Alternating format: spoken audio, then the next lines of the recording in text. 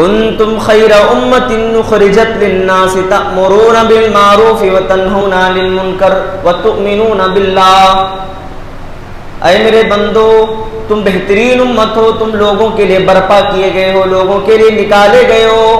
تأمرون بالمعروف، تم بھلائی کا حکم دیتے ہو، لوگوں کو برائی سے روکتے ہو. میرے بھائیو غور کرو، اس آیت کریمہ کے اندر غور کرو. اللہ تبارک و تعالیٰ فرما رہا ہے کہ تم بہترین امت ہو، تمہیں لوگوں کے لیے برپا کیا گیا ہے، لوگوں کو خیر و بھلائی کا حکم دینے کے لیے نکالا گیا ہے. فَاعْلَمْ أَنَّهُ لَا إِلَٰهَ إِلَّا اللَّهُ وَاسْتَغْفِرْ لِذَنبِكَ وَلِلْمُؤْمِنِينَ وَالْمُؤْمِنَاتِ. تم جان لو کہ اللہ کے علاوہ کوئی عبادت کے لائق نہیں ہے، تم جان لو کہ اللہ کے علاوہ کوئی سچا معبود نہیں ہے. لا الہ الا اللہ، اللہ کے علاوہ کوئی سچا معبود نہیں ہے. واستغفر لذنبک وللمؤمنین والمؤمنات، اور اپنے گناہوں کی تم اللہ سے معافی طلب کرو. ان الحمد للہ نحمده ونستعینه ونستغفره ونعوذ باللہ من شرور انفسنا ومن سیئات اعمالنا.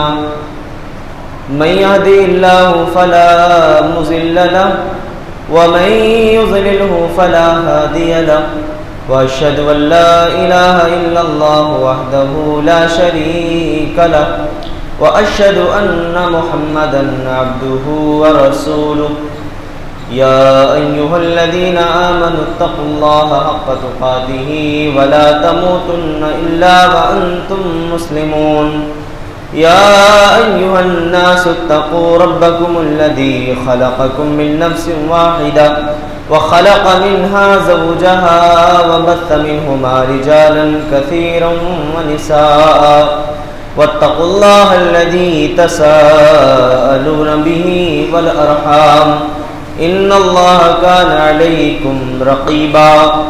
يا أيها الذين آمنوا اتقوا الله وقولوا قولا سديدا يصلح لكم أعمالكم ويغفر لكم ذنوبكم ومن يطع الله ورسوله فقد فاز فوزا عظيما. أما بعد فإن خير الحديث كتاب الله وخير الهدي هدي محمد صلى الله عليه وسلم وشر الأمور محدثاتها وكل محدثة بدعة وكل بدعة ضلالة وكل ضلالة في النار. فقد قال الله تبارك وتعالى في كلامه المجيد والفرقان الحميد. فأعوذ بالله من الشيطان الرجيم من همزه ونفخه ونفثه. بسم الله الرحمن الرحيم. قاف والقرآن المجيد بل عجبوا أن جاءهم منذر منهم فقال الكافرون هذا شيء عجيب. أئذا متنا وكنا ترابا ذلك رجع بعيد. قد علمنا ما تنقص الأرض منهم وعندنا كتاب حفيظ. بل كذبوا بالحق لما جاءهم فهم في أمر مريج. أفلم ينظروا إلى السماء فوقهم كيف بنيناها وزيناها وما لها من فروج. والأرض مددناها وألقينا فيها رواسي وأنبتنا فيها من كل زوج بهيج. تبصرة وذكرى لكل عبد منيب. وقال تعالى في مقام آخر كنتم خير أمة أخرجت للناس تأمرون بالمعروف وتنهون عن المنكر وتؤمنون بالله. معزز حاضرین جمعہ، پردہ نشین ماں اور بہنوں، نوجوان ساتھیوں اور پیارے بچوں، سب سے پہلے تمام قسم کی تعریف، بڑائی و بزرگی، کبریائی و عظمت اس وحدہ لا شریک خالق کائنات مالک ارض و سما کے لیے لائق و زیبا ہے، جو ہم سب کا خالق، مالک، رازق اور پالنہار ہے، اور جس نے ہمیں دنیا میں پیدا کرنے کے بعد دستور زندگی عطا فرمایا، ہمیں جانوروں کی طرح، حیوانوں کی طرح بے لگام نہیں چھوڑا، بعدہ درود و سلام کا نذرانہ ہو بالخصوص ہمارے آخری پیغمبر جناب محمد رسول اللہ صلی اللہ علیہ وسلم پر اور بالعموم تمام انبیاء کرام علیہم السلام پر۔ حضرات، اگر ہم اپنے معاشرے اور سماج کا جائزہ لیں تو ہمارے معاشرے کے اندر جو برائی کا گراف ہے بہت اوپر جا رہا ہے، اچھائی اور خیر و بھلائی کمزور پڑ رہی ہے، اور کہیں نہ کہیں برائی کے فیور میں رہنے والے لوگ زیادہ ہیں اور اچھائی اور خیر و بھلائی والے لوگ کم ہیں، اور ظاہر ہے کہ اچھے لوگ ہمیشہ کم ہی ہوتے ہیں۔ لیکن اس کا مطلب یہ نہیں ہے کہ اچھائی بھی کمزور پڑ جائے۔ اچھے لوگ کم ضرور ہوتے ہیں لیکن وہ اچھائی کو طاقت دیتے ہیں، خیر کا کام کرتے ہیں، دعوت کا کام کرتے ہیں، لوگوں کو اللہ کی طرف بلاتے ہیں، دعوت کا مشن لے کر کے چلتے ہیں۔ اسی لیے آج کے خطبے کا میں نے عنوان کا جو انتخاب کیا ہے کہ دور حاضر میں دعوتی کام نہ کرنے کا انجام کیا ہو سکتا ہے۔ سب سے پہلے ہم یہ جان لیتے ہیں کہ سماج کے اندر برائیوں کے پھیلنے کے دو اسباب ہیں۔ پہلا سبب ہے ایمان کی کمزوری۔ ہمارا ایمان کمزور ہوتا ہے، ہم نمازوں سے دور ہو جاتے ہیں، ہمارے ایمان میں کمزوری آتی ہے، ہم نیکیوں سے دور ہو جاتے ہیں، ہمارے ایمان میں کمزوری آتی ہے، ہر ایک خیر و بھلائی ہم سے چھوٹنے لگتی ہے۔ تو ایمان کی کمزوری، ہمارا ایمان کمزور ہوتا ہے، کوئی انسان کیا کر رہا ہے، کوئی انسان نیک ہے یا نہیں ہے، اللہ کی طرف آنے والا ہے کہ نہیں ہے، برائی میں کتنا اس کی زندگی مصروف ہے، بھلائی کی طرف ذرہ برابر بھی مائل نہیں ہے، اس کی فکر ہمیں نہیں ہوتی، اس لیے کہ ایمان کمزور ہے۔ یہ پہلا سبب ہے۔ دوسرا سبب کیا ہے سماج کے اندر برائیوں کے پھیلنے کا؟ پہلا ایمان کی کمزوری اور دوسرا اچھے لوگوں کا کمزور پڑ جانا۔ سماج کے اندر جب اچھے لوگ کمزور پڑتے ہیں یا دعوتی مشن جو ہے، دعوت دینے والے لوگ دعوتی کام کو چھوڑ دیتے ہیں، ترک کر دیتے ہیں، تو برائیاں پھیلنا شروع ہو جاتی ہیں۔ اللہ تعالیٰ نے ہماری اور آپ کی ایک ذمہ داری کا احساس دلایا ہے، ہمیں خیر امت کہا ہے۔ کیوں خیر امت کہا؟ قرآن سے آپ یہ سوال پوچھیں، قرآن اس کا بڑا بہترین جواب دیتا ہے۔ اگر یہ کام ہم چھوڑ دیں تو خیر امت کہاں ہیں ہم؟ یہ کام اگر ہم ترک کر دیں تو خیر امت کیسے؟ خیر امت کہاں؟ اسی لیے اللہ تبارک و تعالیٰ نے ایک اور جگہ ایمان والوں کی صفت بیان فرمائی۔ ایمان والے ایک دوسرے کے دوست ہوتے ہیں، ایک دوسرے کو بھلائی کا حکم دیتے ہیں۔ سورہ توبہ آیت نمبر 71 میں اللہ تعالیٰ فرماتا ہے وَالْمُؤْمِنُونَ وَالْمُؤْمِنَاتُ بَعْضُهُمْ أَوْلِيَاءُ بَعْضٍ، یہ مومن مرد ہو چاہے مومنہ عورتیں ہوں، بعضهم اولیاء بعض، ایک دوسرے کے دوست ہوتے ہیں۔ یأمرون بالمعروف، یہ بھلائی کا حکم دیتے ہیں، وینہون عن المنکر، اور یہ ایک دوسرے کو برائی سے روکتے ہیں۔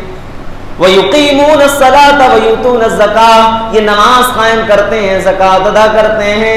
ویطیعون اللہ ورسولہ، یہ اللہ اس کے رسول کی اطاعت کرنے والے لوگ ہیں۔ یہ کون لوگ ہیں؟ ان کو کیا انعام ملے گا؟ اللہ نے اس انعام کا تذکرہ فرمایا، اولئک سیرحمہم اللہ، یہی وہ اللہ کے بندے ہیں جن کے اوپر اللہ اپنی رحمتیں نازل فرمائے گا، یہی وہ اللہ کے بندے ہیں جن کو اللہ اپنے دامن رحمت میں جگہ عطا فرمائے گا۔ تو مومن جو ہوتے ہیں ایک دوسرے کے دوست ہوتے ہیں، ایک دوسرے کو بھلائی کا حکم دیتے ہیں۔ میرے بھائیوں، آج ہمارے نوجوانوں کو بھی بہت سارے دوست ہیں۔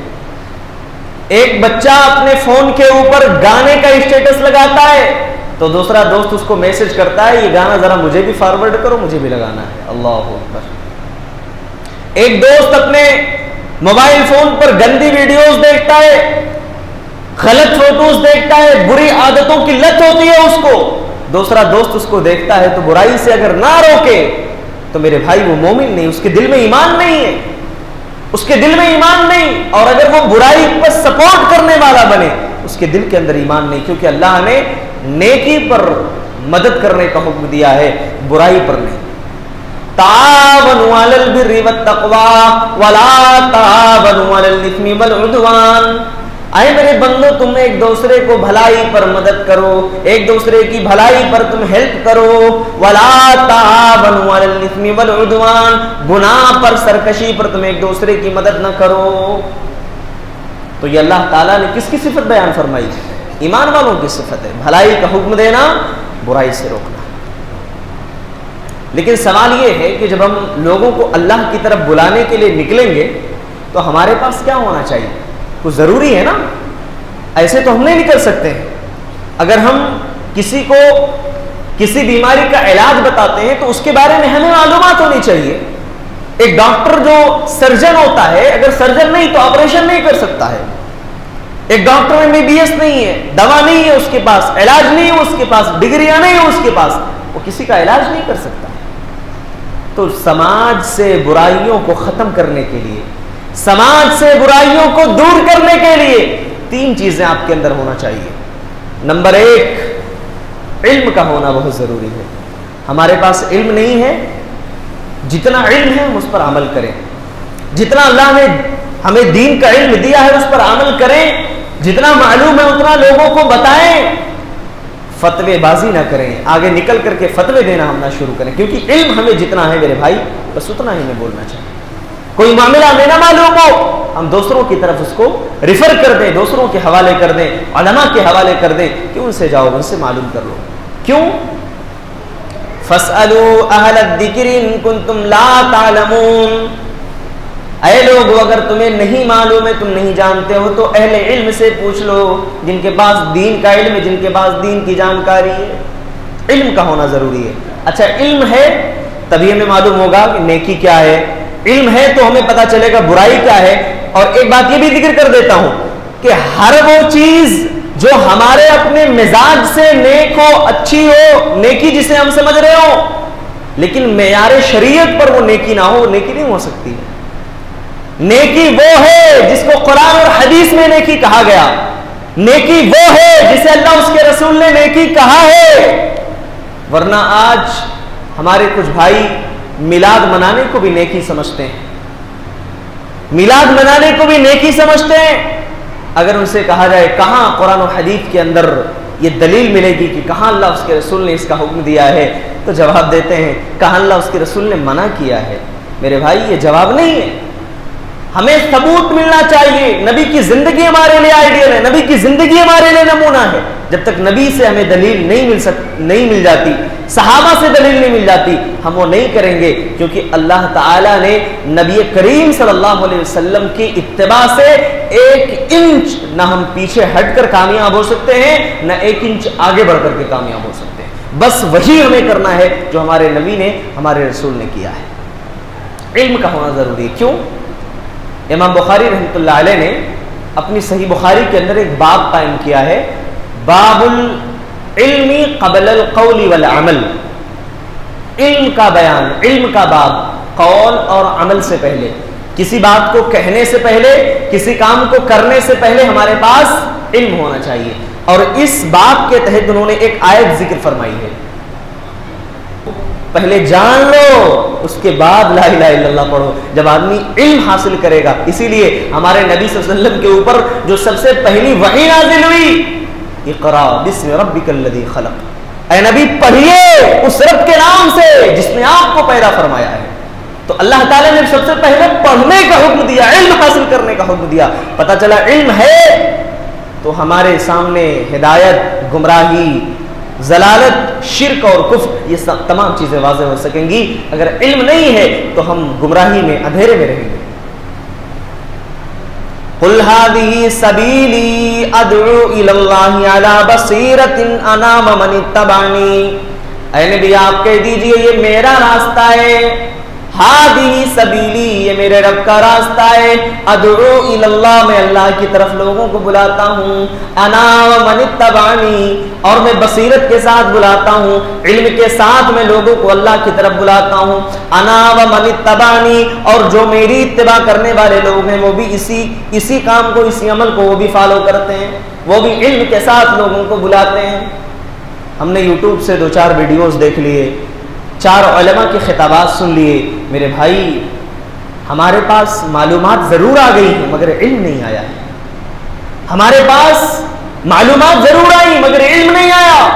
آج آپ دیکھ لیجئے مارکیٹ کے اندر کتنے آپ کو دین کے نام پر فتوے دینے والے بردرس مل جائیں گے. میں ان کو برا نہیں کہتا, میں ان پر کمنٹ نہیں کرتا, لیکن میں یہ کہتا ہوں کہ میرے بھائی آپ اسپیچ ضرور دیجئے, آپ لوگوں کو دین کی بات ضرور بتائیے, آپ لوگوں کو اللہ کی طرف ضرور بلائیے, آپ خیر کا کام ضرور کریے, لیکن اللہ کے لیے جب آپ سے مسائل پوچھے جائیں آپ فتوے نہ دیا کیجئے. آپ ان چیزوں کو علماء کی طرف آپ ریفر کر دیجئے کہ یہ چیزیں ہمیں نہیں, علماء سے پوچھ لو, یہ دینی مسائل ہیں, یہ دینی مسائل وہی جانتے ہیں وہی بیان کریں گے اور وہ ہم سے اچھے انداز میں بیان کریں گے. اس کے بارے میں بہت زیادہ اس لیے کہ ایک آدمی جس کو کسی فیلڈ میں علم نہ ہو, جو اس فیلڈ کا ماہر نہ ہو, میرے بھائی ہم اس کو وہ مقام نہیں دے سکتے. ایک انجینئر جس کے پاس دین کا علم نہیں ہے, اگر وہ آ کر کے فتویٰ دینا شروع کرے تو کیا ہم اس کی بات مانیں گے؟ ایک عالم دین جس کو انجینئرنگ کے بارے میں کوئی معلومات نہیں, وہ جا کر کے انجینئرنگ کے بارے میں لوگوں کو سمجھا رہا ہو, ڈاکٹری کے بارے میں بول رہا ہو, تو کون اس کی بات پر بھروسہ کرے گا؟ میرے بھائی اسی طریقے سے وہ لوگ جن کے پاس علم نہیں, جن کے پاس استدلال کا طریقہ نہیں, جن کو نہیں معلوم ہے کہ دین کیا ہے, شریعت کیا ہے, اور اللہ اس کے رسول کے پیغامات سے کیسے استدلال کیا جائے گا, کیسے اجتہاد کیا جائے گا, نہیں معلوم ہے, ان کو دین کے معاملات میں جو ہے فتوے نہیں دینا چاہیے. اللہ کے لیے اس معاملے کو اللہ کے حوالے, اور اللہ کے جو نیک بندے ہیں, جو عالم ہیں, جو دین جاننے والے ہیں, جو علماء ہیں, علماء ربانیین, ان کے حوالے کر دینا چاہیے. تو پہلی کنڈیشن ہے علم کا ہونا ضروری ہے دعوتی کام کے لیے. دوسری کنڈیشن کیا ہے؟ علم کے ساتھ ساتھ نرمی ہونا چاہیے. ایک آدمی نماز کے لیے نہیں آتا تو بیچارے جو لوگ نماز پڑھ رہے ہیں ان کے اندر دینی غیرت کبھی کبھی زیادہ جاگ جاتی. کیا مسلمانوں یار تم نماز کے لیے نہیں آتے, کیا طریقہ ہے تمہارا؟ یہ سختی کا رویہ نہیں اپنانا ہے میرے بھائی. کیوں نہیں اپنانا ہے؟ ایک آدمی کبھی کچھ نشاور چیزیں استعمال کر رہا ہے, کھا رہا ہے, ہم اس کو ڈائریکٹ کہیں کیا تم مسلمان ہو یار, تم یہ گٹکھا کھا رہے ہو, تم یہ نشاور چیزیں استعمال کر رہے ہو, تم گانے سن رہے ہو. اس طریقے سے اگر ہم اس کو طنز کریں گے میرے بھائی, وہ ہماری بات سن کر کے ہدایت پر نہیں آئے گا, اور زیادہ وہ گمراہ ہو جائے گا, اور زیادہ وہ ڈھیٹ ہو جائے گا. تو لہٰذا نرم رویہ اپنانا ہے. کیوں؟ کیونکہ اللہ تعالیٰ نے حضرت موسیٰ اور ہارون علیہ السلام کو حکم دیا کہ جا رہے ہو کس کے پاس؟ فرعون کے پاس. نرمی سے بات کرنا. اذهبا الى فرعون انه طغى فقولا له قولا لینا. جب فرعون جیسے ظالم کے ساتھ نرمی اختیار کرنے کا, نرم رویہ اپنانے کا حکم دیا گیا ہے, تو میرے بھائیوں کسی اور عام مسلمان کے ساتھ ہم سختی کا رویہ کیسے اپنا سکتے ہیں؟ اسی سختی نے تو ہمارے بھائیوں کو ہم سے دور کر دیا.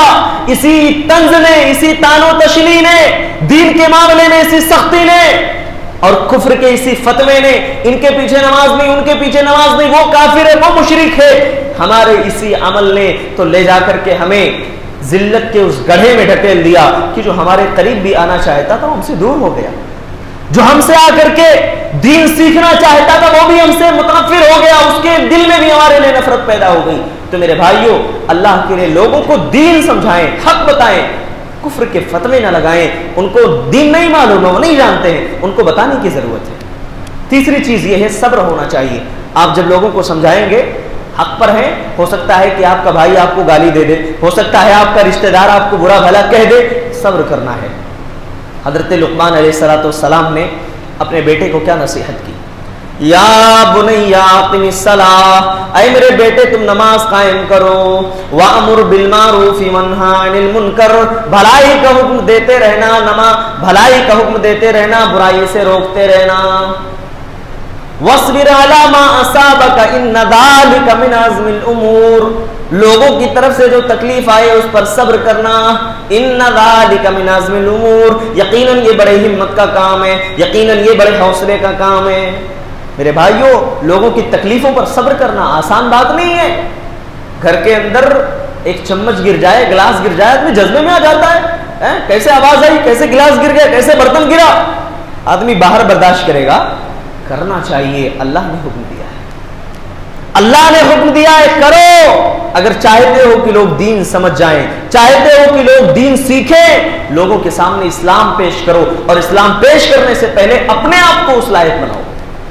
اب سوال یہ ہے کہ اگر ہم اس مشن کو چھوڑ دیں, لوگوں کو اچھائی کی طرف نہ بلائیں, برائی سے نہ روکیں, نتیجہ کیا ہوگا؟ سب سے پہلا بھیانک نتیجہ یہ ہوگا, اللہ کا عذاب آئے گا. یاد رکھیے, اللہ تبارک و تعالیٰ کا عذاب آ جائے گا اگر لوگ دوسروں کو بھلائی کا حکم دینا چھوڑ دیں, برائی سے روکنا چھوڑ دیں. اللہ کا عذاب آئے گا. اور اللہ تعالیٰ نے یہ بات قرآن کے اندر بیان فرمائی, وَاتَّقُوا فِتْنَةً لَا تُصِيبَنَّ الَّذِينَ ظَلَمُوا مِنْكُمْ خَاصَّةً. اے لوگوں, اس فتنے سے, اس عذاب سے اپنے آپ کو بچاؤ. جب وہ آئے گا تو صرف اچھے لوگوں کو, صرف برے لوگوں کو اپنے چپیٹ میں نہیں لے گا, بلکہ وہ عذاب اچھے لوگوں کو بھی اپنے چپیٹ میں لے لے گا. اللہ تبارک و تعالیٰ نے اس عذاب سے ہمیں اپنے آپ کو بچانے کا حکم دیا ہے. وہ کون سا عذاب ہے؟ علامہ شنقیطی رحمۃ اللہ علیہ نے اس کی تشریح فرمائی ہے. کہا اس سے مراد وہ لوگ ہیں جو سماج میں مظلوم ہیں یا جو سماج میں ظلم کرنے والے ہیں, وہ بھی اس کے چپیٹ میں آئیں گے, اور جو اس برائی سے روکنے والے لوگ نہیں ہیں, جو دیکھ کر کے خاموش ہو جانے والے ہیں, برائی کے چپیٹ میں وہ بھی آئیں گے, عذاب کے چپیٹ میں وہ بھی آئیں گے. پتہ چلا پہلا نقصان کیا ہے بھئی, کسی کو ہم نے دیکھا وہ ہدایت پر نہیں ہے, دینداری اس کے اندر نہیں ہے, تو کیا ہمارے دل میں اتنی بھی انسانیت نہیں کہ اس کو ہم آگ کے گڑھے میں گرتا ہوا دیکھ رہے ہیں, پھر بھی ہم اپنے دل میں خاموشی اختیار کریں, اپنے دل میں اس کو برا نہ جانیں؟ میرے بھائی, اگر ہمارے آنکھوں کے سامنے ہمارے گھر کا کوئی فرد آگ میں جل رہا ہو, اس کو ہم بچانے کی کوشش کریں گے, اس کو ہم بچانے کی کوشش کریں گے. اور اگر ایسا نہیں کیا, اس کا مطلب کہ ہمارے دل میں ایمان ہے ہی نہیں ہمارے دل کے اندر ایمان. لوگوں کو برائی سے نہیں روکو گے, دوسرا بھیانک نتیجہ کیا ہوگا؟ تباہی اور بربادی مچ جائے گی. اللہ کے نبی صلی اللہ علیہ وسلم نے ایک کشتی کی مثال پیش کی, ایک کشتی کی مثال دی. کہا کہ ایک کشتی ہے, 2 منزلے کی کشتی ہے, اوپر بھی کچھ لوگ ہیں, نیچے بھی کچھ لوگ ہیں, سمندر میں سفر کر رہے ہیں. اوپر والے لوگوں کے پاس پانی ہے, نیچے والوں کو ضرورت پڑتی ہے, اوپر چلے جاتے ہیں. لیکن نیچے والوں نے یہ سوچا کہ کیوں نہ ہم نیچے کشتی میں سوراخ کر دیں, پانی نیچے سے نکلنا شروع ہو جائے, اوپر جانے کی ضرورت ہی نہیں پڑے گی. اللہ کے رسول صلی اللہ علیہ وسلم فرماتے ہیں کہ اگر نیچے والوں کو ایسا کرنے سے اوپر والوں نے نہیں روکا, غلطی نیچے والے کریں گے, ڈوبے گی کشتی, سارے کے سارے لوگ مر جائیں گے, تباہی اور بربادی بچے گی. یہی حال ہے سماج اور معاشرے کا کہ برائی کرنے والے برائی کریں گے, نیک لوگ ان کو منع نہیں کریں گے, نہیں روکیں گے. برائی کرنے والا عذاب کے چپیٹ میں آئے گا, اور نیک انسان بھی آئے گا کیونکہ اس نے برائی سے روکا ہی نہیں ہے. یہ ہے میرے بھائی. تیسرا نقصان کیا ہوگا جانتے ہو؟ کچھ لوگ دوسروں کو اللہ کی طرف بلانے سے ڈرتے ہیں. یہ بہت بڑی سچائی بیان کر رہا ہوں, کڑوی سچائی ہے. کچھ لوگ دوسروں کو برائی سے روکنے میں ڈرتے ہیں. دیکھیے, آپ کو معلومات نہیں ہے کہ کس کے دل میں ایمان ہے نہیں ہے, یہ ہم نہیں جانتے, اللہ کو معلوم ہے. کون انسان برائی کر رہا ہے نہیں کر رہا ہمیں نہیں معلوم. جب تک نہیں معلوم ہے ہماری کوئی گرفت نہیں. جیسے ہمیں معلوم ہوا ہم فوراً اس کو اچھے انداز میں روکنے کی کوشش کریں, سختی نہ کریں. میں نے کہا نرم رویہ اختیار کریں. اگر ہم یہ سوچتے ہوئے کسی کو برائی سے نہیں روکتے کہ وہ ہم سے ناراض ہو جائے گا, بڑی زبردست حدیث سنانے جا رہا ہوں, بڑی زبردست حدیث, اور اس کو لے کر کے جاؤ. اللہ کے نبی صلی اللہ علیہ وسلم فرماتے ہیں کہ جو لوگوں کو خوش کرنے کے لیے انہیں برائی پر نہیں ٹوکتا ہے, اللہ تعالیٰ اس کو کل اس سے ناراض کر دیتا ہے. اللہ کے نبی فرماتے ہیں من التمس رضا الناس بسخط اللہ, جو لوگوں کو خوش کرنا چاہتا ہے اللہ کو ناراض کرنا چاہتا ہے، اللہ کو ناراض کر کے لوگوں کو خوش کرتا ہے، اسخط اللہ، اللہ اس بندے سے ناراض ہو جاتا ہے، واسخط علیہ الناس، اور اللہ اس بندے پر لوگوں کو بھی ناراض کر دیتا ہے، ومن التمس رضا اللہ، جو اللہ کو خوش کرنا چاہتا ہے بسخط الناس، لوگوں کو ناراض کر دیتا ہے۔ لوگ ناراض ہوئیں تو ہو جائیں، مجھے کوئی فرق نہیں پڑتا، ہدایت تو بتانا ہے، اچھائی کے بارے میں تو بتانا ہے، نیکی کے بارے میں تو بتانا ہے۔ اللہ کے نبی فرماتے ہیں رضی اللہ، اللہ اس بندے سے راضی ہو جاتا ہے، وارضى علیہ الناس، اور لوگوں کو بھی اللہ اس بندے سے راضی کر دیتا ہے۔ میرے بھائیو کتنی بڑی حدیث ہے۔ اگر ہم کسی کو برائی سے اس لیے نہیں روکتے کہ ہمارا وہ دوست ہم سے ناراض ہو جائے گا، ہمارا وہ بھائی ہم سے ناراض ہو جائے گا، ہماری یہ بہن ہے ہم سے ناراض ہو جائے گی، ہمارا فلاں جو ہے رشتہ دار ہے ہم سے ناراض ہو جائے گا، اللہ کے نبی فرماتے ہیں کہ اللہ تبارک و تعالی لوگوں کو ناراض کر دیتا ہے۔ آج آپ نے خوش کیا ہے، کل وہ آپ سے ناراض ہو جائیں گے، کیونکہ اللہ کے نبی صلی اللہ علیہ وسلم نے یہ پیشین گوئی پہلے فرما دی۔ اب سوال یہ ہے، یہ تو اچھائی کا حکم دینے سے رک جانا، برائی پر لوگوں کو نہ ٹوکنا، اس کا نقصان ہوا کہ دعوتی کام ہم چھوڑ دیں گے، یہ بھیانک نتیجہ ہمارے سامنے آئے گا۔ تو ظاہر ہے کہ جو دعوتی مشن لے کر کے نکلتے ہیں ان کو بھی تو ایسا ہونا چاہیے کہ لوگ دیکھ کر کے ان کی بات کو سنیں، اس پر عمل کریں، ان کے زندگی میں بھی عمل ہونا چاہیے۔ ہم دوسروں کو نماز کی طرف بلائیں، خود نماز نہ پڑھیں تو ہماری بات کا کوئی اثر نہیں ہوگا۔ قرآن میں اللہ تبارک و تعالیٰ فرماتے ہیں اَتَأْمُرُونَ النَّاسَ بِالْبِرِّ وَتَنْسَوْنَ أَنفُسَكُمْ وَأَنْتُمْ تَتْلُونَ الْكِتَابَ فَلَا تَعْقِلُونَ، اے لوگو تم تو دوسروں کو بھلائی کا حکم دیتے ہو، خود اپنے آپ کو بھول جاتے ہو۔ یا ایھا الذین آمنوا لم تقولون ما لا تفعلون، اے ایمان والو تم وہ کام کیوں کہتے ہو جو خود کرتے نہیں ہو، جس کا عمل تمہاری زندگی میں نہیں ہے اسے دوسروں کو کرنے کے لیے تم کیوں کہتے ہو۔ اسی لیے اللہ کے رسول صلی اللہ علیہ وسلم فرماتے ہیں کل قیامت کا دن ہوگا، جہنم میں ایک انسان ایسا ہوگا جس کی عطلیاں باہر نکل جائیں گی اور وہ چکر لگا رہا ہوگا، وہ گدھے کی طرح چکر لگا رہا ہوگا، لوگ اس کے ارد گرد جمع ہو جائیں گے، اسے لوگ کہیں گے اے فلاں آدمی تو دنیا میں بڑا اچھا انسان تھا، ہمیں اللہ کی طرف بلاتا تھا، برائی سے تو ہمیں روکتا تھا، کیا وجہ کی آج تو اس طریقے سے تیرا انجام ہے کہ اللہ تبارک و تعالیٰ نے تجھے عذاب کے اندر مبتلا کر دیا ہے۔ وہ آدمی کہے گا کہ میں تو دوسروں کو اللہ کی طرف بلاتا تھا مگر میں اپنے آپ کو بھول جاتا تھا، میں عمل نہیں کرتا تھا، یہی وجہ ہے کہ آج اللہ نے مجھے بھی عذاب کے اندر مبتلا کر دیا ہے۔ میرے بھائیوں یہ بڑا سنگین معاملہ ہے، تو لہٰذا ہمیں چاہیے ہم سماج کے اندر اگر کہیں برائی دیکھیں اسے روکنے کی کوشش کریں، ہمارے کسی دوست کے اندر کوئی کمی ہو اس کو روکنے کی کوشش کریں، اس پر ٹوکیں، ہمارے کسی رشتہ دار کے اندر ایسا کوئی عمل ہو جو دین سے بہت دوری کا سبب بن جائے، جس کے اندر جو ہے اللہ کے احکامات نہ ہو، جو بدعات اور خرافات میں ملوث ہوں، ان کو ہم روکنے کی کوشش کریں۔ یہی ہماری زندگی کا مقصد ہونا چاہیے، یہی ہمارے خیر امت ہونے کی سرٹیفکیٹ کا سبب ہے۔ ہم یہی کام اگر چھوڑ دیں خیر امت کہلانے کے ہم لائق نہیں رہیں گے۔ اس لیے اللہ تعالیٰ سے ہم دعا کرتے ہیں اللہ رب العالمین ہمارے سماج اور معاشرے کے اندر جو برائیاں پھیلی ہوئی ہیں اللہ ہم سب کو اسے ختم کرنے والا بنائے، اللہ تعالیٰ ہم سب کو دین کی محبت ہمارے دلوں میں پیدا فرمائے، اللہ جو بیمار ہیں انہیں شفاء کاملہ عاجلہ عطا فرما، الہ العالمین جو وفات پا چکے ہیں اللہ ان کی بخشش فرما، اللہ تو انہیں اپنے دامن رحمت میں جگہ عطا فرما، اللہ جب تک زندہ رکھ ایمان پر اسلام پر قائم رکھ اور اسی پر ہمارا خاتمہ ہو، آمین تقبل رب العالمین، وآخر دعوانا الحمدللہ۔